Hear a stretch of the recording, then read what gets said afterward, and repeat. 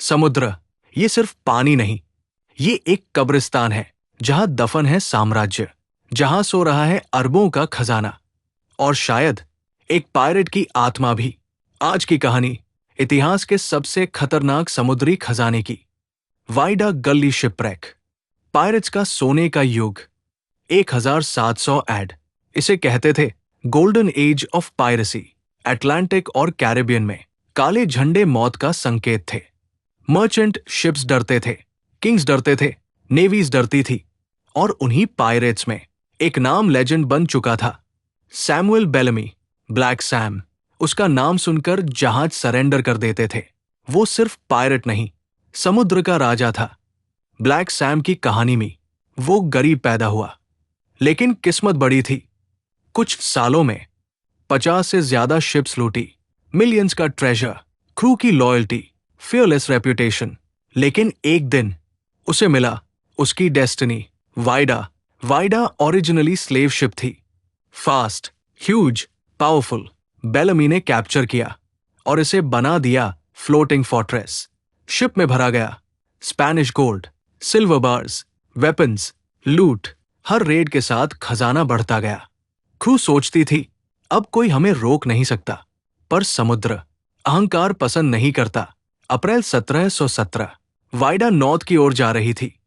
Weather खराब होने लगा, वाइंड्स वायलेंट हो गया, स्काई ब्लैक, ओशन रैगिंग कर रहा था।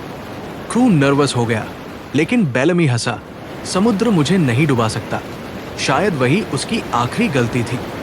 तूफान मॉन्स्टर बन चुका था, लहरें जहाज से ऊंची, कैनन्स डेक पर लुढ़क रही थी, ट्रेजर क्रेट्स टूट रहे थे, क्रू प्रेस कर रही थी। बेलमी स्टीयरिंग पकड़कर खड़ा था।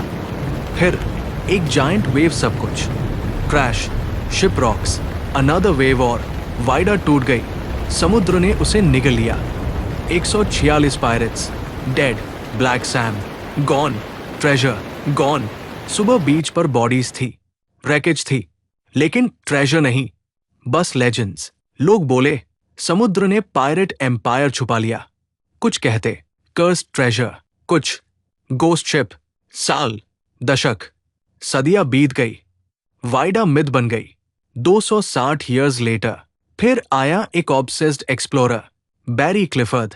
उसने कहा वाइडा रियल है और मैं इसे ढूंढूंगा। सबने मजाक उड़ाया, लेकिन वो लगा रहा। Years of searching. फिर 1984, एक सोनार सिग्नल। ओशन फ्लोर शांत था, डाइवर्स नीचे उतरे, मड हटाई गई, और एक पायरेट कैनन मिली। History changed. डाइवर्स ने निकाला gold coins, silver, pistols, cannons, skeleton remains. ये दुनिया का पहला ऑथेंटिकेटेड पायरेट ट्रेजर था। मिथ टर्न रियल, लेकिन कहानी खत्म नहीं हुई। एक्सपर्ट्स कहते हैं रिकवर्ड ट्रेजर बस फ्रैक्शन है।